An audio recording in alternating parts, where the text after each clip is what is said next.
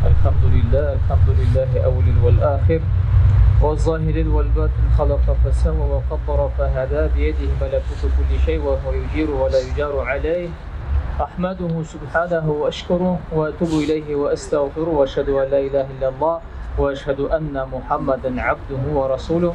Hürmetli cemaat, şundan bik күркәм әһәмиятле һәм инде фарыз булган гамәлләргә җыелдык ул да булсайды. Җомга вакытларыбызда сафларга басып, Аллаһның күркән нигъмәтләрне, шафатларны, бәрәкәтләрне Аллаһ бирсен дип, шуннан да инде менә бүген көндә инде җомга көнебез мөбарәк булсын һәм инде барчабызга да урын җитсен дип, менә тыгызрак, әйбәтрәк һәм инде алгарак таба килеп җитәргә шуннан да сорарга мәҗбүр. Всех, пожалуйста, просим поближе сесть, чтобы всем досталось место покучнее. Аллах на рахмата белян хайли сагатта, чтобы все, которые приходят, тоже они смогли попасть на намаз. Альхамдулиллахи раббил аламин, вассалату вассаламу аля ашрафил анбияи вал мурсалин, набийина ва сайидина Мухаммад, Мустафа саллаллаху алейхи ва алихи ва асхаби аджмаин. Альхамдулиллахи аулил вал ахир, ва захирил вал батин, хадака фасава, ва каддара фахада, бiyedihi melekutu kulli şey, ve huve yujiru ve la yujaru aleyh. أحمده سبحانه وأشكره وأتوب إليه وأستغفره وأشهد أن لا إله إلا الله وأشهد أن محمدا عبده ورسوله. Hürmetli cemaat, kaderli tuğanlar, dostlar, şundan da Allah kuşkan emirlerine buysınıp ne bu bik əhamiyetlikin indi Rabbimiz Allah bizge indi şul bik əhamiyetlik günleri bizne mübarek etip bulak etip bire Allah'a şükür deyip eytəbiz ham Allah kuşkan emirlerine buysınıp diğan gamellerden tıyılıp yaşarga Rabbimiz Allah nasip etsin. Barçanızı selamlayız. Esselamu aleyküm ve rahmetullahi ve berekatuhu. Allah subhanahu ve teala hürmetli mümin Müslümanlar öz hikmetiyle kaybır ay ve günlerini şundan da başka aylardan mertebeli hem de hikmetli itip koyar. Günlerin parçası Cuma gün bulsa hiç şeksiz indi 12 ayının sultanı ul da bulsa Ramazan Şerif ayetiyle. En hayırlıtın kadir kişisi haminde şundan da şu turmuşta Allah Rabbimiz bizge görkem nimetler, şatlıklar, günler, aylar haminde nedir şatlıklı vakıyalar birip bu bik ahamiyetli ay ul da bulsa indi yine şulay Muharrem ayı bik ahamiyetli aylarga girer. Muharrem ayı jitu bilen yeni yıl başlan degen söz. Adam balası için bik izgi ve kaderli Rabbimiz Allah subhanahu ve teala bu ay hakkında Kur'an-ı Kerim'de bizge indi bulay deyip eyte. Bismillahirrahmanirrahim. İnna iddeteş şuhuri indallahi 12 şehran fi kitabillah.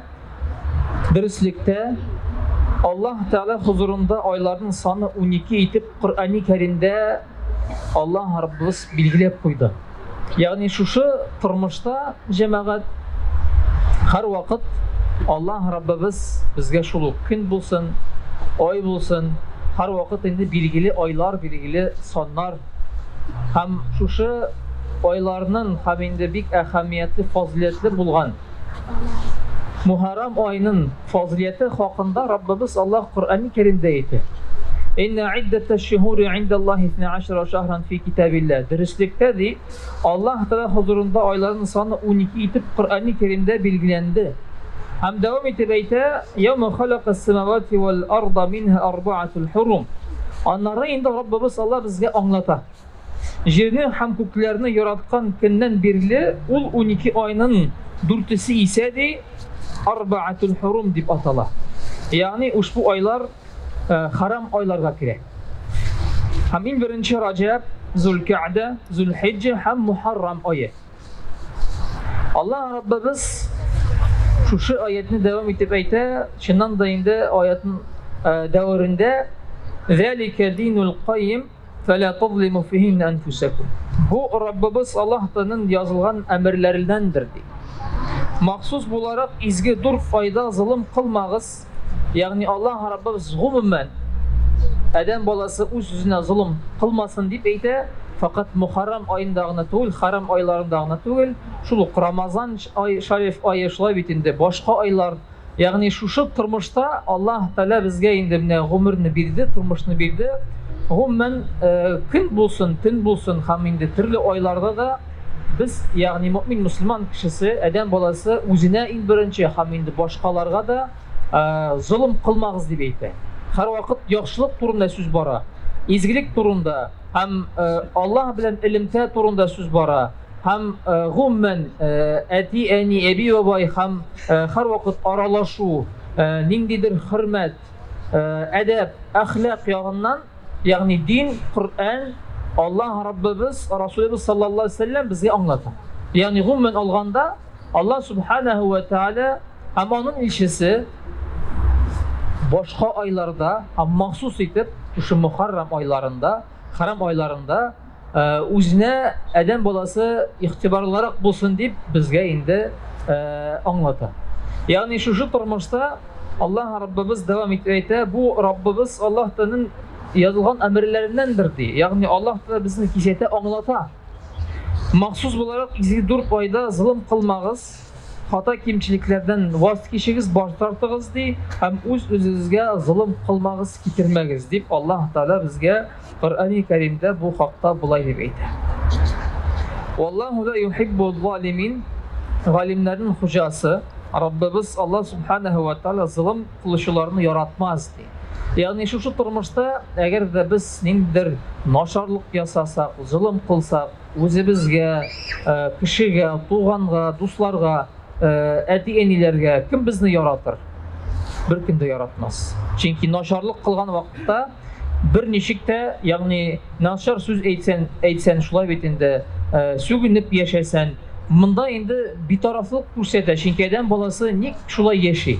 Allah Teala'narga sağlık, selametlik, tegizlik başka nimet bergen, hem indi şu nimetler için şükür aytu izinden ol indi naşar söz eyte.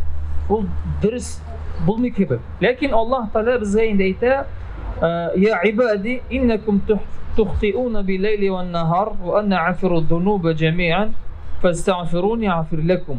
Rabbimiz Allah Kudsi hadisinde böyle deyip eyte, ey edem bağları tahkik siz her vakit yani iteden alıp işe kadar diye ningidir hata kimçilik kılasız deyip bilip hem bilmeyişe. Her vakit şu indi hata kimçiliklerge payşakta edem balası batkan. Biligiz diye. Eğer tövbeye kilseniz, Allah da yalvarsanız diye, dua sırasınız, Allah elbette yarlı karşı hem rahimlidir diye. Yani şu turmuşta Allah Rabbimiz bizge üç rahmetin, üç hikmetin, üç faziletin kursete. Yani nişik Allah Rabbimiz bizni bar itüşü bizge karata, nindi merhametlilikini kursete. Yani eğer de adam balası şu turmuşta nindir hatalık kılsa, şu vakitte mümkünçilik var, eğer de biz yaşayız iken şu hata kimçiliklerini düzeltirge. Allah da yalvarıp, dua kılıp, istiğfar kılıp, Allah'tan zikir eytip, Allah da yakınayı usulları da var. Hem Allah Subhanahu ve Teala eyte, Wallahu yuhibbul muhsinin. Yani eğer de biz karasak, zulüm turunda söz alıp varsak, zulümünü bir kim de yaratmıyor, naşarlıkını bir kim de yaratmıyor. Bizden de bütünümüzden sorasak, eğer de adam balası, yaki indi gaziz kadirli bala, naşarlık işlese, sügünse, nindir zulüm işlese bizge ul ışı mı yok mu? Elbette yok. Bir kimge de ışamayın. Hem Rabbimiz Allah kirisince başka turunda söz bara, Wallahu yuhibbul muhsin. Elbette Rabbimiz Allah yaxşılıkını hem izgilik kılışı mümin kişilerin yaratır diye. Yani izgi söz eytu, edepli, ahlaklı bulu, hem muamele bulsun, münasebet bulsun, iktisatta mı, yaki indi başka indi mesele kilip çıkan işrakta her vakit yaxşılık ul yukarı derecede. Naşarlık bilen, şulay bit ak bilen qaranı, cennet bilen cehennemni mümin hem mümin bulmagan kişini her vakit çağırtırsak, mümin Müslüman kişisi Allah da ışanu, yaxşılık, izgilik ul her vakit yukarı derecede. Şuna göre Allah Teala bizge indi anlata. En birinci şu turmuşta bizim iman bulurga deyiş. İman baylığı bilen biz Allah da yakınayabız. Allah Teala'ya yalvarabız. Hem Allah Teala'dan sırayız. Hem indi La ilahe illallah Muhammedur Resulullah sözlerge biz indi her vakit doğru келерге тырышабыз. Һәм шушы сүзләр белән иманыбызны ныгытырга тырышабыз. Һәр вакыт шушы сүзләрне әйтәбез Аллаһ бар икәнлеген, Аллаһ бер икәнлеген һәм Расулыбыз саллаллаһу алейхи ва саллям аның илчесе һәм шушы ант итү, сүзләрен әйтү ул иманыбызны ныгыта. Безнең чыннан да рухи яктан да безгә инде дәрт китә. Ул һәр вакыт бөтен безгә кирәк икәнлеген без инде аңлыйбыз. Инде Аллаһ субханаһу ва тааля дәвам итеп әйтә, шунлыктан инде Аллаһ Раббыбыз менә шушы кутси хадисендә шуннан да хата кимчелекләр Аллаһ шактый күп дип әйтә. Һәм хата кимчелекләрне Аллаһ Раббыбыз инде гафу итә үз рәхмәте белән. Һәм иң беренче инде без әйтәбез Аллаһ Раббыбыз шушы тормышта безнең кыяфәткә, безнең статуска һәм инде нинди кеше икәнлеген, аның менә нинди мал-мөлкәте, нинди дәрәҗәсе карамый икән. Һәм Аллаһ Раббыбыз әйтә, шуннан да кулубикум ва аъмаликум, сезнең калепләргә һәм гамәлләргә карыйм. Ягъни шушы бик мөһим булган әйбер. Хаккатта сезнең кыяфәтләргә һәм тәнтисенә карамыйм дип, һәм шушы ук сүзне байлыкларга да һәм кеше арасында нинди дәрәҗәгә кеше ирешкән Аллаһ Тәала карамый. Фақат Аллаһ Тәала ихтибар итә, галәмнәрнең Раббысы Аллаһ Субханаһу ва Тәала карый безнең калепләргә һәм шуннан да гамәлләргәдер. Инде җәмәгать һичшиксез менә бу Мухаррам ае ул инде күркәм гамәл белән шулай ук фазиләтләнә. Һәм иң беренче ул Мухаррам ае ул шуннан да ураза белән бәйле. Ягъни Рамазан шәриф ае турында сүз алып барсак, без инде аңлыйбыз ул фарыз икәнлеген ураза тотарга кирәк.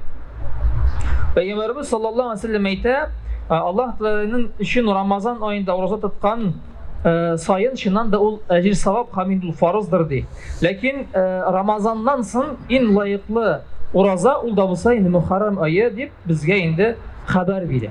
Шуңа күрә инде Рамазан шәриф аенда без инде фарыз икәнлеген аңлап ураза тотабыз һәм Мухаррам аенда шушы изгелекләр белән, яхшылыклар белән, ураза белән бу айны без инде уздырабыз дигән сүз. Ибн Аббас радиллаһу анһу Аллаһның Расулы саллаллаһу алейхи ва саллям бу дип әйтә, Ашура көне бар. Ягъни Мухаррам аенда Ашура көне бар. Ул инде 10-нчы көн.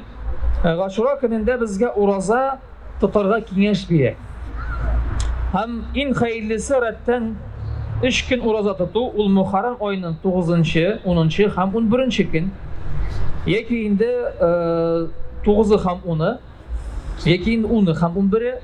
Әгәр дә инде гомумән булып чыкмаса идән баласы шушы Ашура көнендә, 10-нчы көнендә ураза тотса, бик әйбәт, бик күркәм була. Инде җәмәгать безнең 28 июльгә Ашура көне туры килә. Һәм инде Ашура көнендә тотылган бер көн ураза сәбәпле Аллаһ Тәала бер ел дәврендә кылынган хата кимчелекләрне гафу итәм дип әйтә. Шуңа күрә, әгәр дә мөмкинчелек бар икән, саулык сәламәтлек бар икән, менә бу гамәлләрне шулай битне башкарып, Аллаһ Тәала якынларга Раббыбыз Аллаһ барчабызга насыйп итсен. Һәм шундыктан инде шушы Мухаррам ае анда түгел, ел дәврендә башка айларда да нәфил уразалар тота алабыз, тасбих тарта алабыз, зикр әйтә алабыз, изгелекләр кыла алабыз. Аллаһ Раббыбыз шушы изге гамәлләрне киң рәхмәте белән иншаллаһ Тәала кабул кылсын. Вассаламу алейкум ва рахматуллаһи ва баракатуһ. Вассами'у дуа.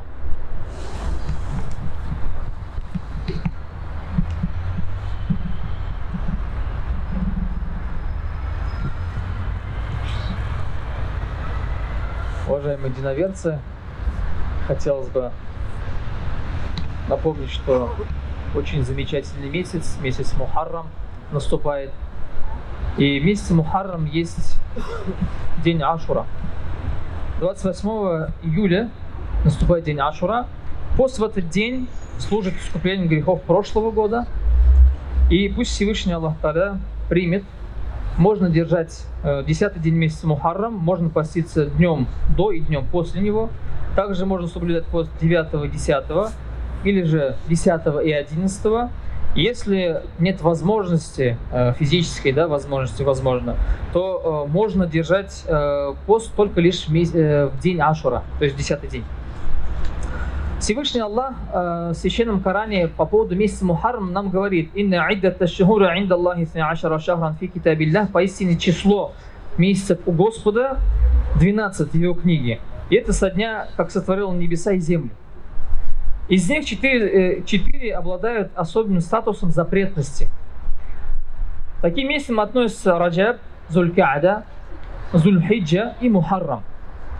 Это стойкая религия, ее законы, каноны жизнеспособны, содержательны, актуальны. И, конечно же, мы понимаем, что очень важно о том, что говорит Всевышний, чтобы мы смогли быть ближе к Нему, делать айбадат, поклоняться Всевышнему и не совершать какие-то поступки, которые принесут нам несчастье. Каждый из нас, существуя, живя, мы обращаемся к Господу, и каждому из нас обращение, пусть это будет семья, дети, какие-то отношения, может быть, да, финансовые отношения, работа. Всегда мы знаем, что есть плюсы, минусы, хорошее, плохое, черное, белое, верующие, неверующие люди, да. И каждый из нас понимает, что когда к нам кто-то обращается, если будут говорить какие-то плохие слова или будут нас материть, конечно, мы не будем воспринимать, это сложно. Если по-доброму к нам относятся, то мы тоже стараемся по-доброму относиться. Из-за этого Всевышний говорит, изначально для самих нужно понять, где мы находимся, что мы делаем и что мы транслируем. Щедрость души, которая есть у каждого из нас, пусть это финансовое, пусть богоугодное дело, молитва, дуа, мы можем приблизиться к Господу, делать добрые дела и относиться к людям по-доброму. Потому что Всевышний создал всех нас, и мы равны. Также пророк Мухаммад говорит, что Всевышний не смотрит на ваш статус, не смотрит, в каком вы положении, сколько у вас богатства, вы кем работаете. Всевышний смотрит на ваши сердца, что у вас внутри, ваша душа, сердца, что вы чувствуете. И, конечно же, те действия, которые мы совершаем, те действия, которые несут какую-то доброту. Мы всегда понимаем, что если что-то сделать доброе, хорошее, то это хорошее возвратится рано или поздно. И нам самим, если даже, как пророк Мухаммад говорит, улыбка — это тоже садака. Если мы улыбнемся, то если человек, который увидел нашу улыбку, тоже улыбнется, и он передаст эту улыбку другим, это тоже счастье. Когда человек находится, каждый из нас нуждается в счастье, нуждается в том, чтобы мы были полны энергии, да, и полны радости. Пусть Всевышний примет наше благодеяние, чтобы мы заряжались позитивом, радостью и распространяли, как пророк Мухаммад говорит, распространяли не только религию, но и также благополучие и добро. Вассаляму алейкум ва рахматуллахи ва баракатух. Альхамдулиллахи аулил вал ахир вал захирил вал батин. Альхамдулиллахи раббил аламин. Вассаляту вассаляму аля ашраф анбияи вал мурсалин. اللهم أعز الإسلام والمسلمين اللهم أعز الإسلام والمسلمين اللهم أعز الإسلام والمسلمين وارض الله من خلفاء أبي بكر وعمر وعثمان وعلي وأنصار صحابة نبيك محمد مصطفى صلى الله عليه وآله وأصحابه أجمعين. ربنا آتنا في الدنيا حسنة وفي الآخرة حسنة وقنا عذاب النار. اللهم صل على سيدنا محمد وعلى آل محمد كما صليت على إبراهيم وعلى آل إبراهيم في العالمين إنك حميد مجيد. وأقيموا الصلاة.